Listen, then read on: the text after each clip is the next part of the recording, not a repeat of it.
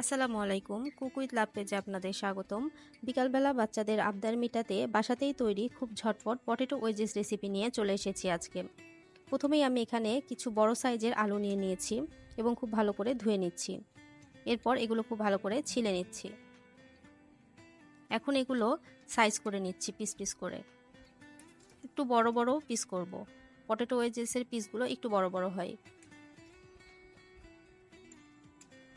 এরপর এগুলো আবারও ভালো করে ধুয়ে নিচ্ছি এবং ফুটন্ত গরম পানিতে দিয়ে দিচ্ছি। এটা প্রায় 50%-এর মতো আমি সিদ্ধ করে নেব। দিয়ে দিচ্ছি সামান্য পরিমাণ লবণ। এটা প্রায় 50%-এর মতন সিদ্ধ হয়ে গেছে। আমি এখন এগুলো তুলে একটি টিস্যু পেপারে নিয়ে নিলাম। এবার ব্যাটারটা তৈরি করব। এখানে আমি নিয়ে নিচ্ছি 1 কাপ পরিমাণ চালের গুঁড়ো, 2 টেবিল চামচ মতন বেসন,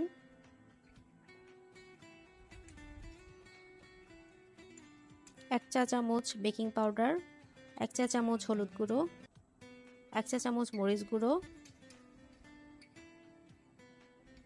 সামান্য পরিমাণ জিরা গুঁড়ো এবং সামান্য পরিমাণ ধনিয়া গুঁড়ো।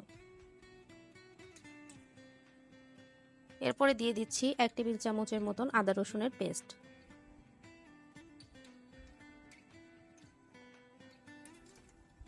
এবারে দিয়ে দিচ্ছি 2 টেবিল চামচ কর্নফ্লাওয়ার।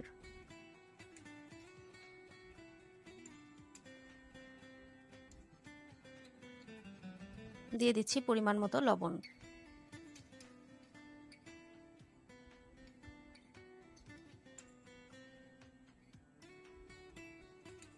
এবার সবগুলো উপকরণ পানি দিয়ে খুব ভালো করে মিক্স করে নিচ্ছি।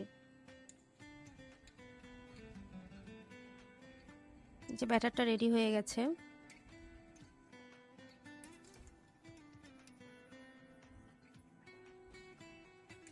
সুন্দর ক্রিমি একটি ব্যাটার হয়েছে। এখন আমি এতে আলুর পিসগুলো ডুবিয়ে নিচ্ছি।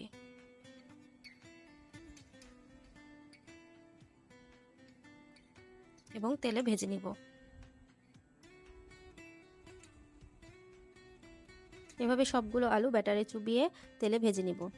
এই যে তৈরি হয়ে গেল ক্রিস্পি পটেটো ওয়েজেস। এটি খেতে অনেক টেস্টি। বাসাতেই এখন তৈরি হয়ে যাবে রেস্টুরেন্ট স্টাইল পটেটো ওয়েজেস। এটাকে সাজানোর জন্য আমি এর উপরে দিয়ে দিচ্ছি পুদিনা পাতা এবং দিয়ে দিচ্ছি বিট লবণ। ব্যাস রেডি মজাদার ক্রিস্পি পটেটো ওয়েজেস। ধন্যবাদ সবাইকে।